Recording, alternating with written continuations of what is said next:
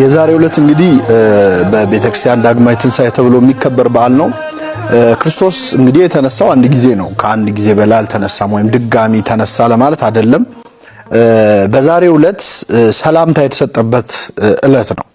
እንግዲህ ጌታችን ኢየሱስ ክርስቶስ በተሰቀለና በሞተ ጊዜ ሐዋርያት በዝግ ቤት በፍርሃት ተዘግተው ተቀምጠው ነበር። በወቅቱ በነበረው የአይሁድና የሮማውያን በጣም ጭካኔ የተሞላበት በክርስቲያኖችና በክርስቶስ ተከታዮች ላይ ያደርጉት በነበረው ክፉ ነገር ምክንያት በር ዘግተው ከቤታቸው በፍርሃት ተቀምጠው ነበር እና በሩን በዘጉበት ስፍራ ክርስቶስ ከመካከላቸው ገብቶ ሰላም ለእናንተ ይሁን ብሎ ሰላምታ ከሰጣቸው በኋላ ኑ እዩኝ ብሎ ችንካሩን እንዲያዩ እንዲዳስሱት ቁስሉ እንዲዳስሱ አድርጎ መነሳቱን አሳያቸው። ይህን ባደረገበት ወቅት ግን ከሐዋርያት መካከል ቶማስ የተባለው ሐዋርያ በዚያ አልነበረም። ስለዚህ ክርስቶስ ተነሳ አየነው ብለው ሲነግሩት ካላየሁኝ በስተቀር አላምንም አለ።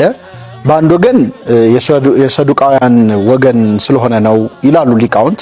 ሰዱቃውያን ትንሣኤ አያምኑም። ስለዚህ ቶማስም የክርስቶስን ትንሣኤ ለማመን ተቸግሮ ነበር ይባላል። በሌላ መልኩ ግን ሌሎች ሐዋርያት ክርስቶስን አየነው ተነሳ ብለው ሲያስተምሩ እሱ ወንድሞቼ አይተውታል ብሎ በምስክር ከሚናገር በግልጽ አይቻለሁ ቢል ይሻላልና ካላየሁኝ አላምንም አለ። በዛሬው ዕለት ማለት ክርስቶስ በተነሳ በሳምንቱ በዝግ ቤት ተቀምጠው ሳለ ከመካከላቸው ተገኝቶ ሰላም ለእናንተ ይሁን አላቸው።